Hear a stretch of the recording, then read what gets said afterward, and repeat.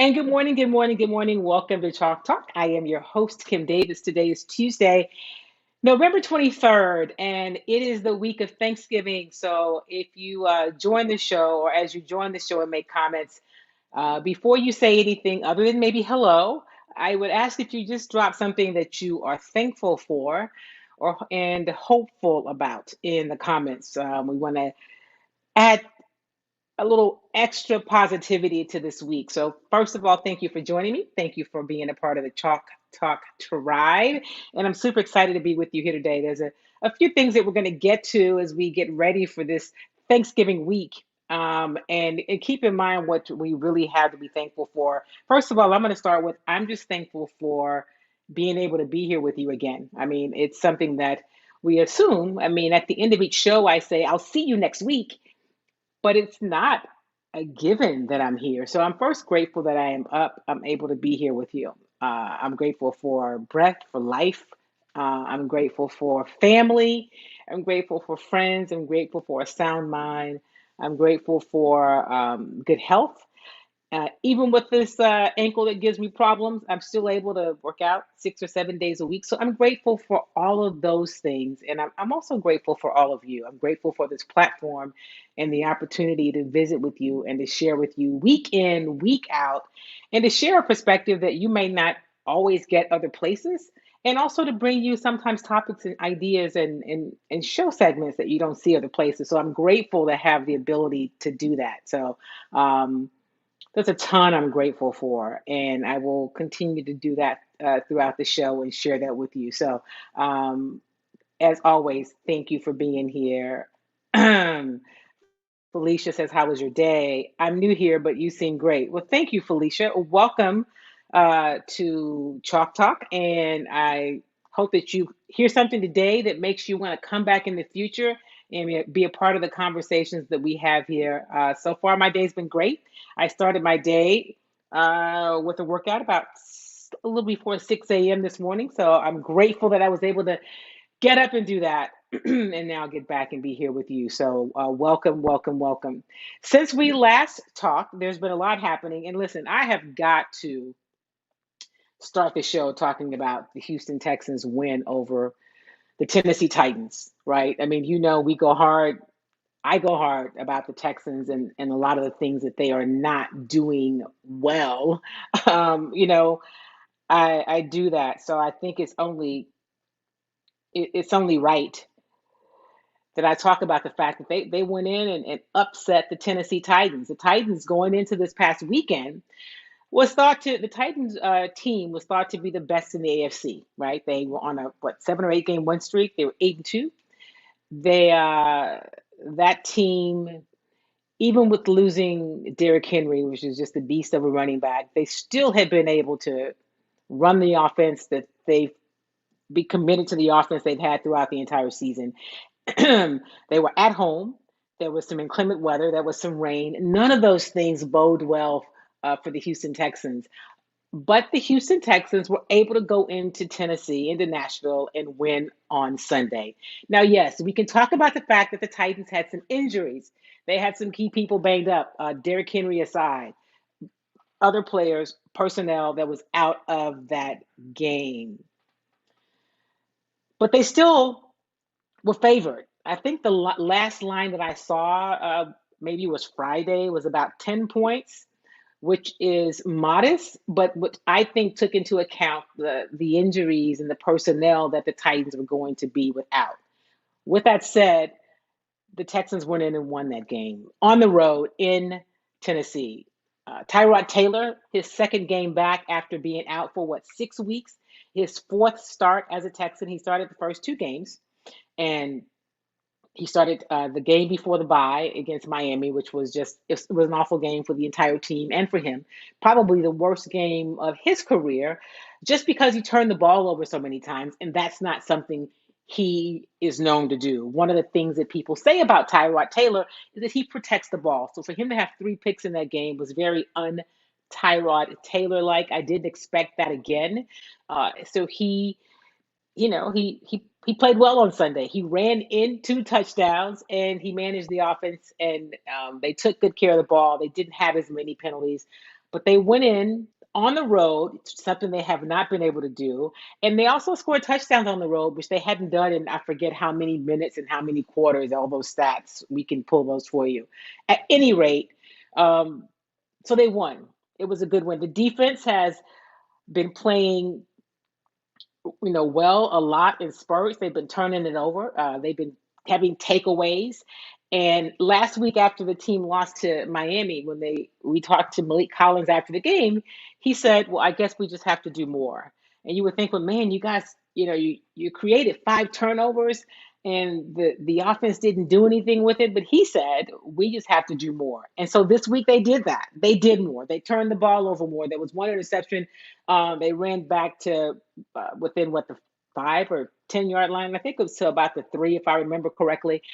So yeah, they did more, but also the offense did some things with those adjustments. So if you have thoughts about the Houston Texans, is their win on Sunday, I am here for it because I do have to give them credit, and the staff and just the team for going in and winning a game that many people thought they would not win, right? So the Texans win on Sunday. The final was 22-13, and it was a big boost for the franchise. Now, are they going to go on a roll and spill off and win out? Probably not. This team still has some deficits and holes. Tennessee was not at their best on Sunday. However, any given Sunday, right? And so the Titans, the Texans walk away with a win. This week they play host to the New York Jets. And so for the first time this season, they could very well win 2 in a row. I mean, the Jets are one of the teams that I, going into the season, thought was when I was looking at where can the wins come. So the Jets is one of the teams I said this could be a win, and I still feel that way. It could be a win. We will have to see on Sunday. So let me get to some of your comments. Good morning, Don Payne. Don says, thankful for all the good people in my life and for my family. Thank you so much for the compliment, and thank you for being a part of the show. And thankful for you, and thankful just for the way that you continue to persevere and be positive despite all kinds of stuff, and challenges that you've had to deal with. So gratitude. I feel like this: when you operate from a place of gratitude, it makes everything else around you more palatable, right? We're able to deal with things when we start with gratitude. And I'm going to say that there's always something to be grateful for. It's a whole lot of stuff that's not right, right? There's a lot that we could complain about. Um, and we do, and but in hopefully a way that's productive. And we're going to do a little bit of that later in the show, but we can still always start from a place of gratitude. So thank you for sharing that. Okay, so we're not gonna get that one, Felicia. Thank you. Hey, Bobby Scott. Good morning. Good morning. Hey, good morning, Charles. Welcome, welcome. And Charles says, I'm thankful for Chalk Talk and Kim Davis. Have a great Thanksgiving. Thank you, my friend. I am grateful for you as well. I appreciate you. Good morning, Marcus Hackett. Welcome, welcome. Happy Thanksgiving week. Marcus says, will Watson ever play for the Texans? I do not believe he will. I think he has played his last down as a Houston Texan, and we'll just see what happens next year. And let me say this: in addition to that, yes, Marcus says yes, we can beat the Jets. Yeah, I think they can, but they've got to continue to do the things well that they did last week and continue to improve. So, but it is winnable. The Jets are not a team that it's not a team that coming in. If they lose, let me say this: if the Texans lose to the Jets at home this Sunday, that's going to be a disappointment, and I'm going to call it an upset. I was just going to call it an upset. It is what it is. Marcus is thankful for you on the show. Thank you. I appreciate that. And Bobby says, I'm thankful for your working knowledge of sports.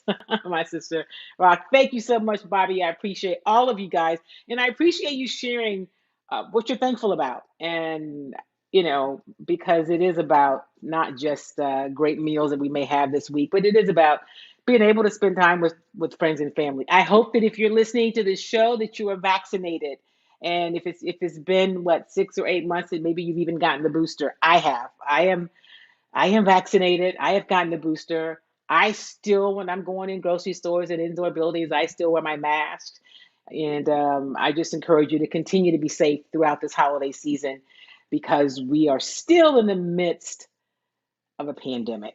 And so, even though we're grateful that there is a vaccine, I am grateful for that, and that there's a booster and that there's progress, we still have to be realistic in the midst of our gratitude. So, yeah, so do that. Make sure that you are vaccinated.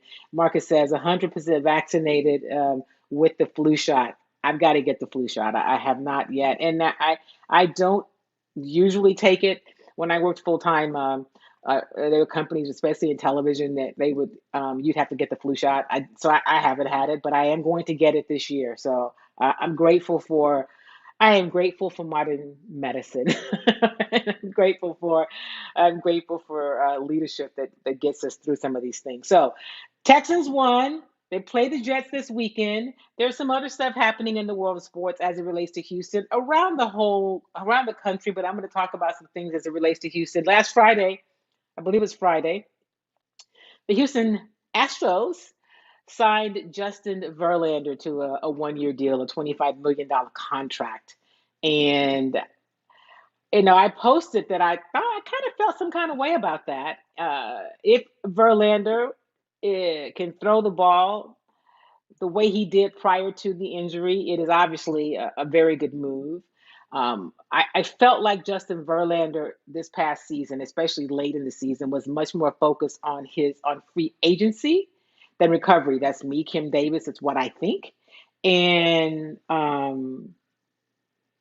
yeah, he never showed up for his team in postseason. And Justin, of course, was the highest paid player on the Houston Astros team last year, out with Tommy John surgery. So he was not available. I just feel like if you could throw 97 mile an hour fastball the week after the World Series, you could have given us something. But anyway, I digress. They need an ace. Hopefully, Lance McCullers recovers well. He can come back and continue what he started. That gives him two really good pitchers. I don't think that you're gonna see Greinke come back here, and they've got some young pitchers that are promising. So I am optimistic about this pitching staff. I'd love to know your thoughts about them signing Justin Verlander, and that could be me being a little bit petty, a little bit sensitive. I admit I have some of those moments. So, Jules said, "Hey, good morning, Jules. I hopefully one day I'd like to you talk about how some of these college coaches lie to some of these young men about chasing the dream." That's a great point, Jules. I do that from time to time. I have um a, a college coach that I have on occasionally, and we talk about some of those things. But I am going to do that. I am going to talk about what's happening at the collegiate level because you're right. Many of them are selling, you know, are selling a dream, but not the realistic side of the dream. I'm not going to say it's bad to encourage people, young people, anybody to dream, but it is unfortunate when they don't give them the whole picture, right? Because we know how many people make it to the next level in terms of being able to play professionally, whatever your sport is. That percentage is really small. And in football, I believe the number is about 3% of collegiate um, football players who actually make it to the next level, and less than half of those last longer than 3 or 4 years. And the number could be even lower. So you make a really good point. And listen, I'm always telling you guys, if there's something you'd like for me to talk about on Chalk Talk, please do that. Uh, and I will work on those shows and those interviews. I got an idea for a show earlier from my friend Coach Michael Haywood. Connected me with David Grimes, a former Notre Dame wide receiver, and I wasn't able. He just sent the information to me this morning. I'm going to reach out to him, but he partnered with the after school program in Zimbabwe and has called Loyal Sands, and to educate and inspire thousands of people across the country. So he sent me, Michael Haywood sent me some information, and he sent me David Grimes' number and said that he is looking forward to talking to me. And I'm looking forward to interviewing him and sharing that with you here on Talk Talk. I like those kind of stories. because we don't often hear about that. We hear all of the other stuff that's not always positive. So yes, I look forward to that. And Bobby, you make a good point. Verlander, a good 1 year contract. The Astros need some aces. They do. I told you I was a little in my feelings about it, because I felt like at some point throughout the entire season, the postseason, he could have shown up. But you're right, and I admit it. I admit that I was in my feelings a little bit about it. I was bothered by that, but they need aces. They need some starting pitching. And I'm sure that Dusty welcomes that. Dusty Baker welcomes starting pitching, and if Verlander's healthy and it can compete at the level he did post Tommy John surgery, even at, what is he, 37, it's something that would be good for this team. So the Carlos Correa watch continues to see what might happen. Let me ask you guys this. There was a story last week that Carlos did an interview. So it was a Spanish speaking station, but he was talking about Derek Jeter. And in this interview, he talked about how he didn't think, I guess, Derek Jeter had earned any of the gold gloves, or I don't know what that's about. I don't know if that's like saying, yeah, I don't want to be a New York Yankee. I don't know what that is. So, is it much to do about nothing? Of course, whatever Carlos does, he was seen having brunch or lunch or something recently with AJ Hinch. That blew up on the internet. AJ said, I was just giving him a baby gift. So, of course, anything Carlos Correa does or says until he signs with a team will be watched and scrutinized. And so the Carlos Correa watch continues. Yeah, Charles said, I'm still in my feelings about Verlander. I get it. I understand, I get it, but you know, they've just got to go on and listen. I need them to get it done next year. I need them to get back and to win it and send Dusty off with his championship um, title. And Dusty Baker was runner-up. Speaking of Dusty, to as American League Manager of the Year, I was hoping he'd get that, but I'm sure what he'd much rather have is a championship. He's been Manager of the Year before, I believe. I don't remember the year, but yeah. So that is that. Marcus asked me earlier about Deshaun, if I thought Deshaun would ever play again. Not only do I not think Deshaun will play, he will play again, but for the Texans. He won't play for the Texans, clearly. That ship has sailed. But here's something else that I think will be different. I think as a result of how this thing is played out, I expect that moving forward, NFL contracts that include no trade clauses will be written differently. I imagine that the kind of no trade clause Deshaun was able to get in the contract he currently has won't exist in the future. And here's what I mean by that. There will still be some no trade clauses. Of course, those were not available to everyone, only because he was super elite, right? That they gave him the kind of contract that he had earned. But I think the no trade clause that may be different, what I think you'll see differently is, okay, we'll give you a no trade clause, but if you request a trade, then all bets are off. I imagine that there's gonna be it'll be more lawyer savvy than that. I imagine that kind of change will come in the future, just you know because I think the NFL is like, man, this gives a player way too much freedom. And I say freedom. I mean, he's still not playing, which I'm sure that he would rather be. And there are a lot of circumstances we know that surround that. But I imagine that. I'd love to hear from my legal expert, Charles Drayton. If you thought about that, do you think they're going to make a change in how those no trade clauses are included moving forward? I would imagine that there won't be no trade clauses that will be a stipulation that says you have a no trade clause. But if you ask for a trade, if you demand out of your contract, then we get to decide. I mean, it's not we don't have to honor that or something along those lines. That's just my thought. I welcome any input from you guys if you have a different thought about it. Bobby says Correa has grown and needs to be treated and need to tread lightly to get what he wants. In my opinion, he's going after money, and where he lands will speak volumes if he wants another World Series championship. Yeah, those are great points. I think he does want. He's chasing money and not a World Series championship. I think that you can chase both. I'm just real careful about when a player um, goes for these big contracts that are life changing. I mean, those are legacy contracts. It changes you, your family, and your future family. It's I really can't argue with a player that wants to capitalize on an opportunity that you don't get again. I think it comes around once. I just hope that he and the Astros can work something out. I understand both sides.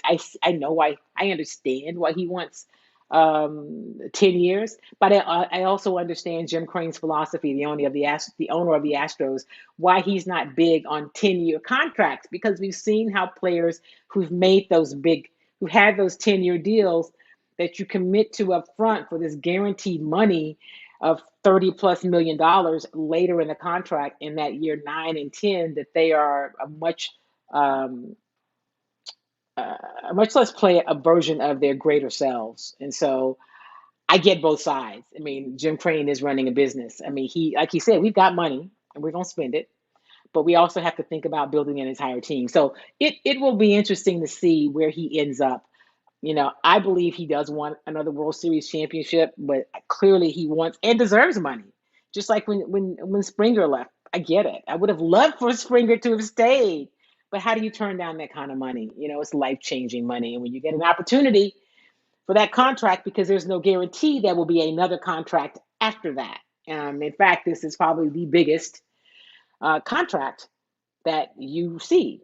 Because what is Carlos? Is he 26 or 27? So, yeah, you know, Marcus says, in my opinion, Correa is not in the same league as Derek Jeter, hands down. There are people that argue that agree with you, Marcus. I just hate that we even have to have that conversation. Like, where did that come from? Like, why was that necessary? Come on, Los. Y'all know how I feel about Carlos Correa. My dude. Like, I'm all in with Carlos, but I don't get that, right? I don't get that. Charles said there will definitely be changes in the CBA. That's a collective bargaining agreement, but changes and no trade clauses for the stars of the league will be difficult, even with this union. That's interesting. Okay.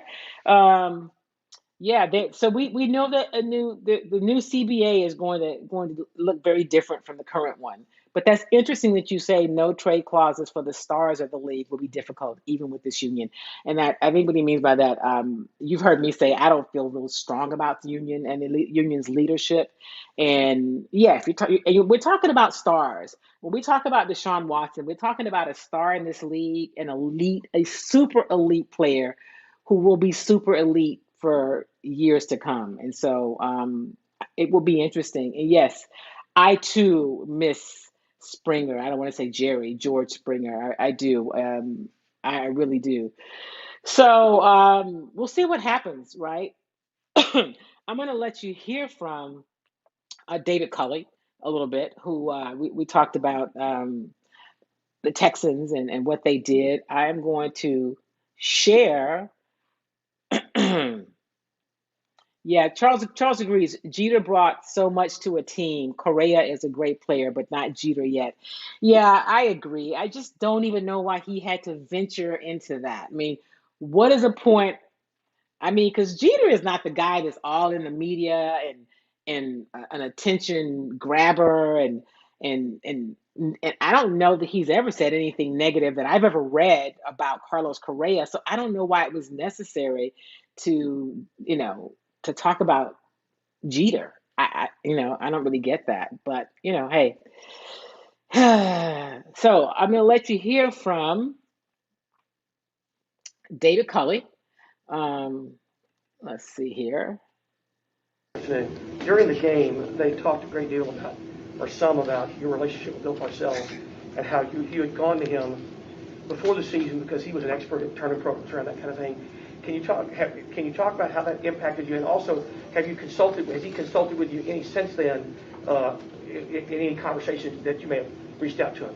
I text him every now and then after a game, just to say, hey, you know, tough loss today, coach, but we'll be all right, and he'll text back and says, you're right. But the reason I spent the day with him was, first of all, he recruited me out of high school. I played for him for 2 years when I was at Vanderbilt. And then once I got into coaching, he's always been someone that I talked to and consulted with about a lot of situations because he'd been in the league for so long. But the reason I spent a day with him, I went this summer, was simply because 3 times in the NFL he's taken franchises and turned them around. He's been the best in the history of doing that, 3 different teams. And I respect his ability as a coach and respect his, who he is as a person. And I called him up and asked, could I come up and talk to you about some things about how you went about it? And he said, sure. And went up and had a day with him, and I just kind of picked his brain. Now, while I was up there picking his brain, I had to go to the racetrack to the horses and watch his trainer because, he's up there. He's in Saratoga because of the horse racing, because he owns some horses. But I just found out when he was up there, he treats those horses just like he did players and coaching. So it was a good experience for me. How much did it impact you, Dave? How much did it impact you? Tremendous, because he's the guy that's been the one that has turned 3 different teams around. The Giants, the Jets, the Patriots. Took 2 of them to the Super Bowl, and he's the guy that knows it. He knows it. He's been there and he's done it. The only one that has done it 3 different times at 3 different teams, and I happen to have a relationship with him, and he was gracious enough to let me come up. And of course, when I came up too, I kind of got flashbacks of when he was coaching, because he treated everybody like crap, but he always treated you fair. So he did the same thing when I was up there this time. And to give you another little quick story about him too is that when I was being recruited by him, at that time in college, you could sign a letter of intent in December with a conference. But when you signed that letter with that conference, that conference got eliminated from anybody else in that conference couldn't recruit you, but every other conference could. And then at the end in February, there was another letter that you signed, which was a national letter of intent. And during that way, you could, people would still be recruiting you. So after I signed that letter of intent, I signed the letter of intent with somebody. I don't even remember who it was. But MTSU, exactly right, Aaron. And everybody else kept recruiting. So along the way, I actually committed to like 3 or 4 people, after I had already signed the letter of intent with Middle Tennessee. And so when he came in and started recruiting me, the thing was, when he convinced me to come, he'd also heard that I told Tennessee I was coming, I told Notre Dame I was coming, and I told his team I was coming. So he nicknamed me Double Cross. So he calls me Double Cross because it's still.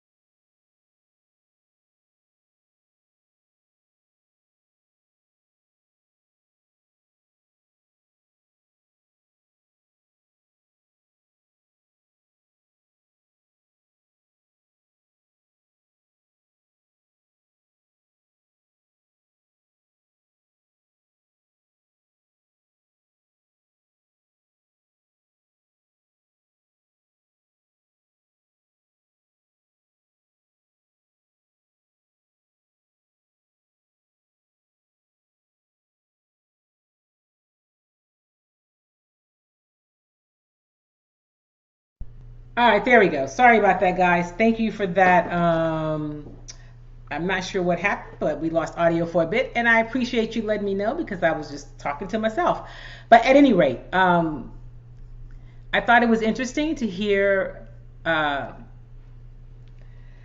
David Culley talk about his relationship with Bill Parcells, and it was something that came on up in the broadcast, because they do these, interviews with coach and players to find just interesting things to fill into the broadcast. So that's why he was asked about that yesterday in the weekly Monday day after the game interview session, and so he talked about and share some thoughts about that. I'm also going to let you hear from him a little bit more, talk more about the game. He talked about the leadership of Tyrod Taylor. He talked about linebacker Camu Gruber-Hill and really what he's meant to this team throughout the season.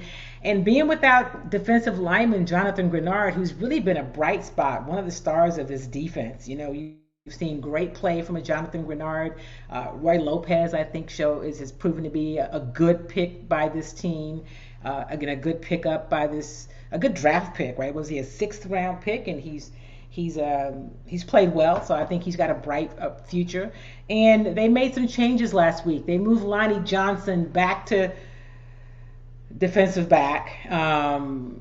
And in fairness to Lonnie Johnson, when he's been moved 3 times in a couple of years, he was at safety, then he was moved to corner. No, he was at corner and he was moved to safety, and now he's moved back to corner or whatever. He's back in the corner spot, so we didn't play. We really didn't see him on Sunday, but that's difficult when you are moved around quite that much. He also.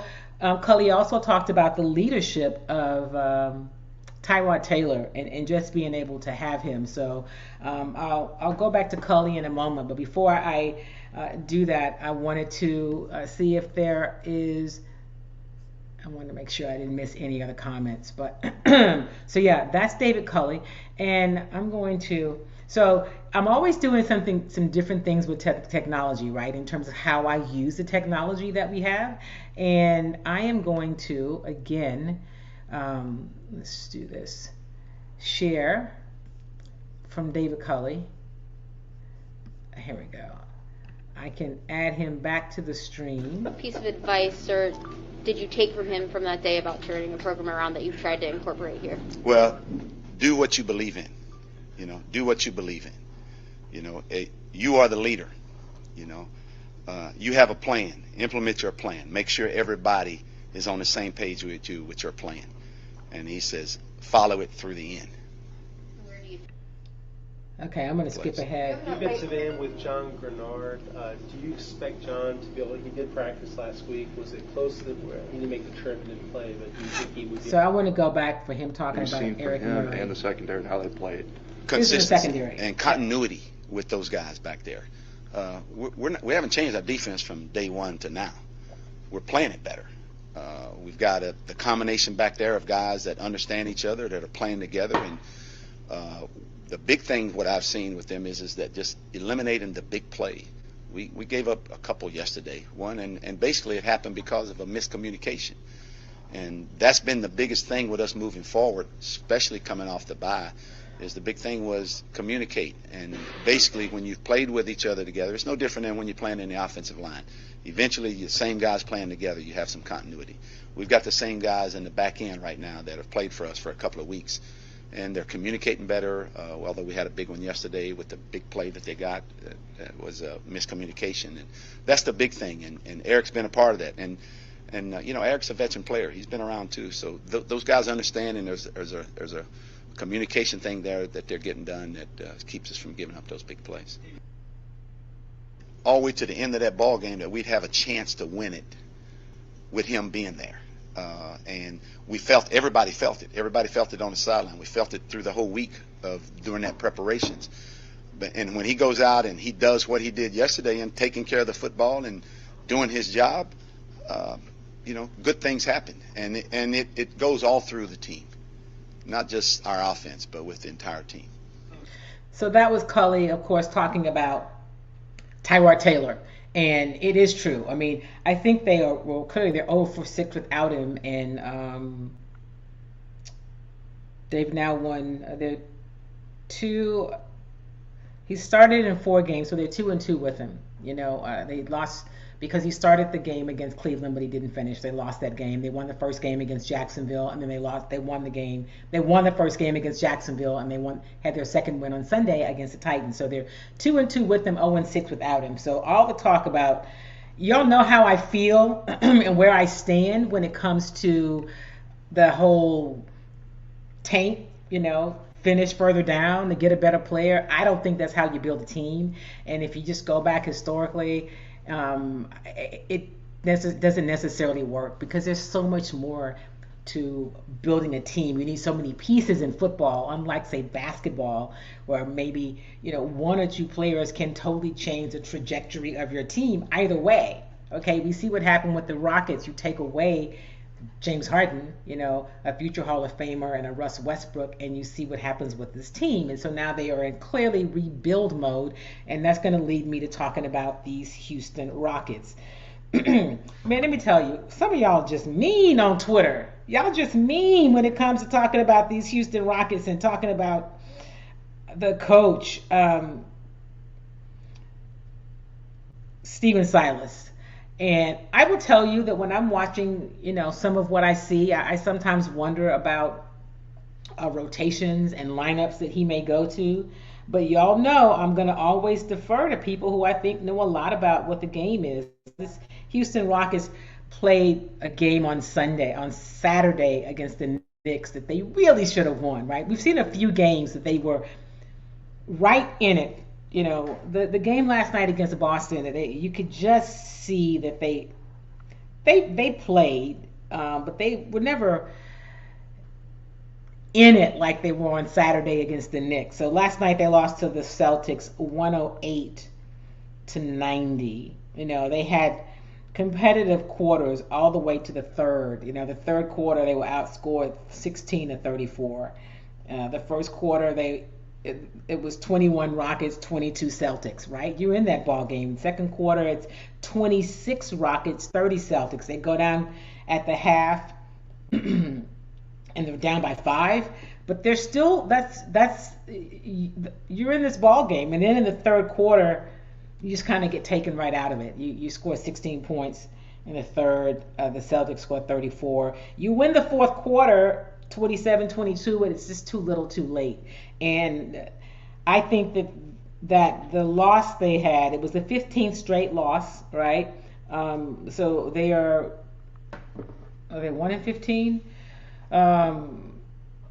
And there's all kind of things people can say about losing 15 in a row. It's not good. It's not fun. They've got a long way to go. I shared with you guys last week about the OKC team with Westbrook, Serge Ibaka, and Kevin Durant. When they started out, I thought I still had those notes nearby. They started out one year. They started 1-16, and then they ended up being 3-30 over the first 33 games. Of course, they did not finish with the winning season, but my point is there's some rough bumps like that, and that team was not nearly as young as this team. I think that there's some things that maybe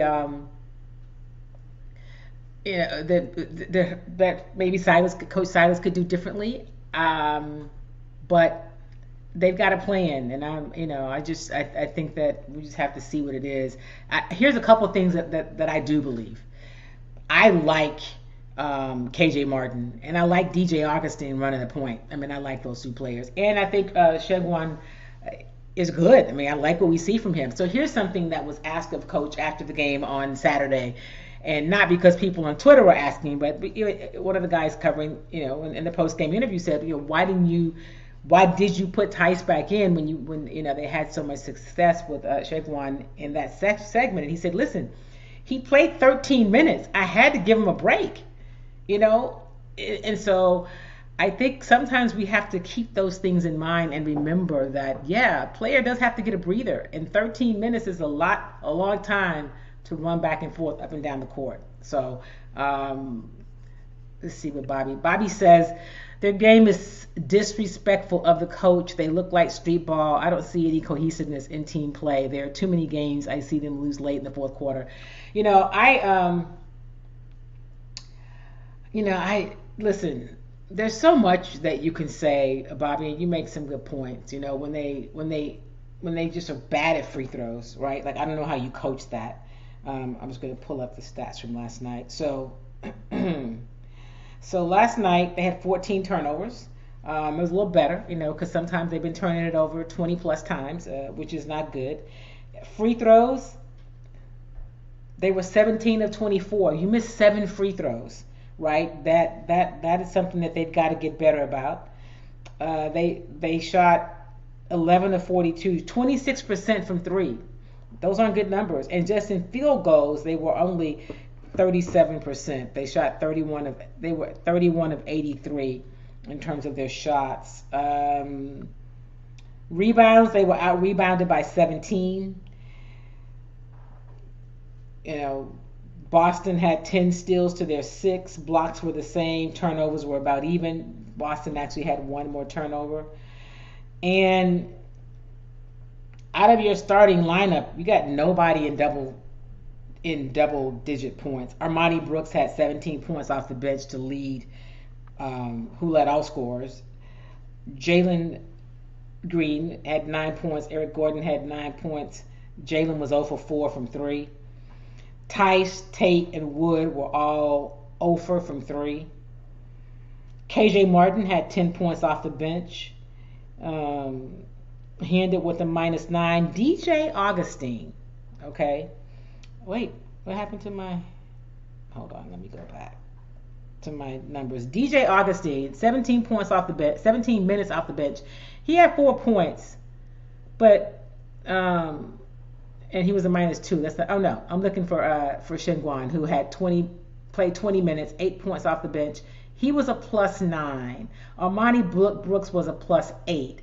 Josh Christopher had 8 points off the bench in 5 minutes.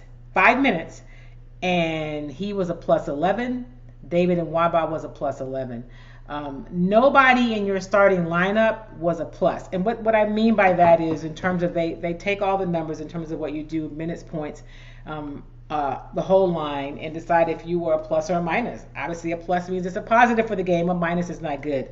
There were no pluses in the starting lineup last night.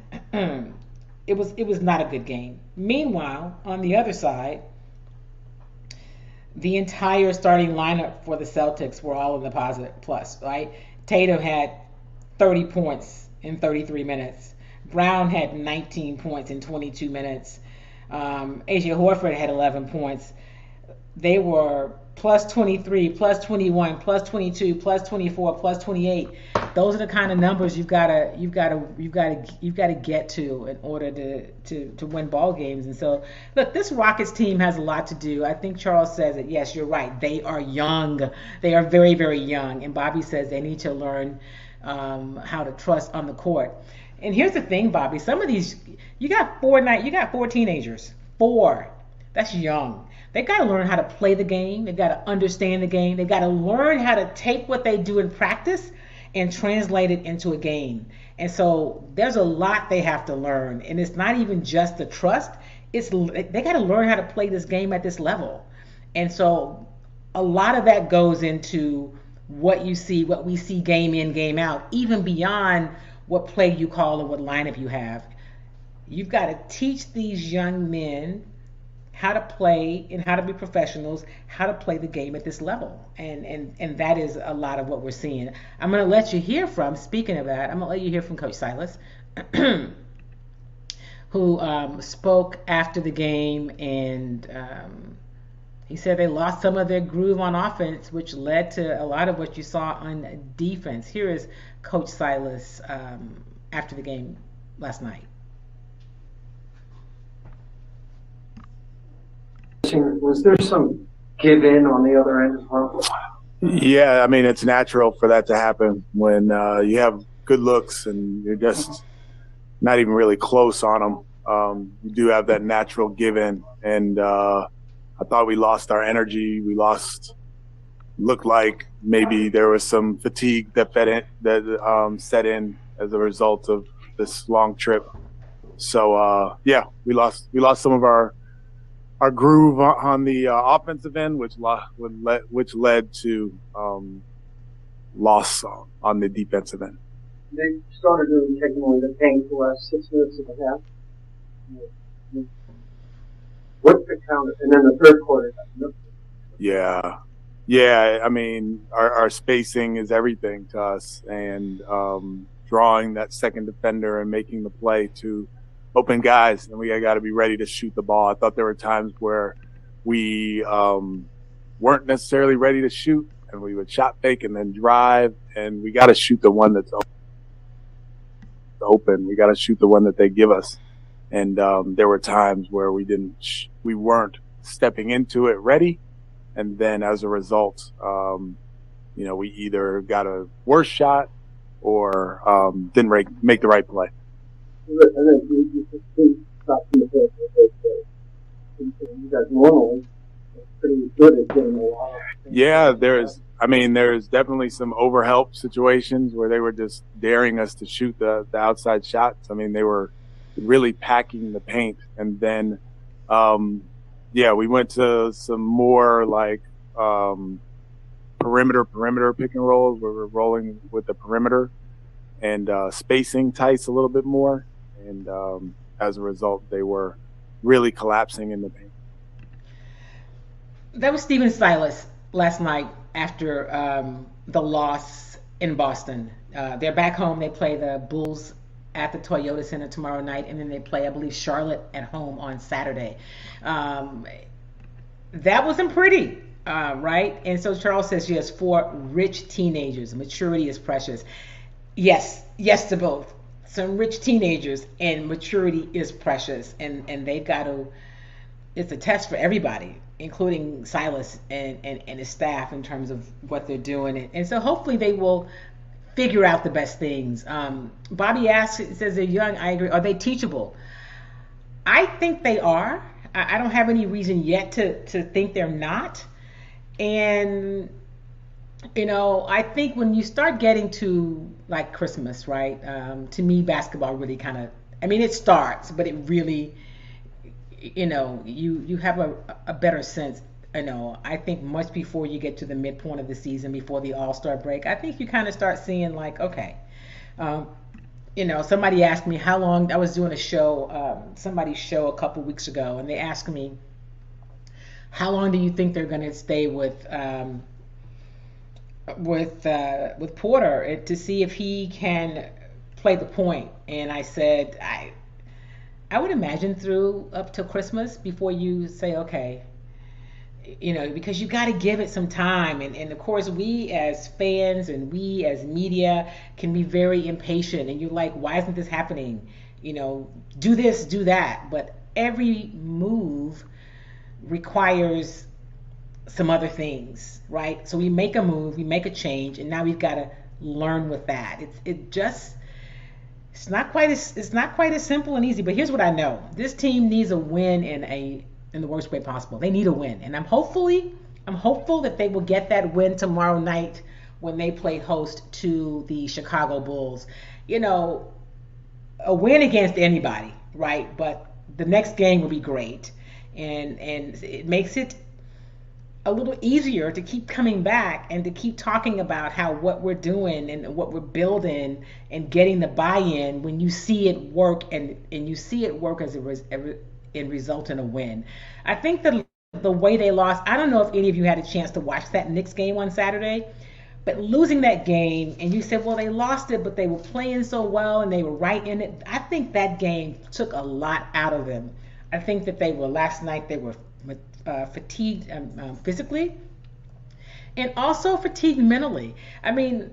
If you think about it, these young guys making these road trips, and then when they've had to play back-to-backs, that is something that's foreign to them. And usually you may have one player on your team, who's never experienced that with that kind of youth, but to have so many, to have to try to get used to just the travel and what it involves. Yeah, they're making a lot of money, but this is a real deal. This schedule is no joke. This life is good. I'm not saying feel sorry for them, but it does take some understanding and learning how to navigate. And I think that's one of the things that we're seeing them do. Hey, listen, I'm going to tell you after the holiday, one of the people who is going to join us on Chalk Talk is the Rockets' new team president, Gretchen. We were at a dinner at an event together last week, and so after Thanksgiving, I'm gonna circle back with her and have her join us on Chalk Talk. I also mentioned to you David Grimes. I'm gonna make sure that he's somebody that we're gonna bring on, and to Giles's point earlier, we'll do some stuff. We'll take a look also at the college game. We will talk a little bit about what's happening at the collegiate level in terms of not just the committee and the rankings and those things, but just about what is taught and preached to these collegiate players. All of that will be coming up. Hopefully I'm going to get Johnny Jones on from Texas Southern, also basketball, as they get closer to their regular season. And Alvin Brooks, the head coach at Lamar University, owes us a visit. So we have a lot of things coming up. In addition to covering the stuff that we do and conversations we have all the time, I didn't even talk about the Kyle Rittenhouse verdict. I just can't. I'm not. It's just I was not surprised. I was disappointed, of course, but I am reminded that we need to vote.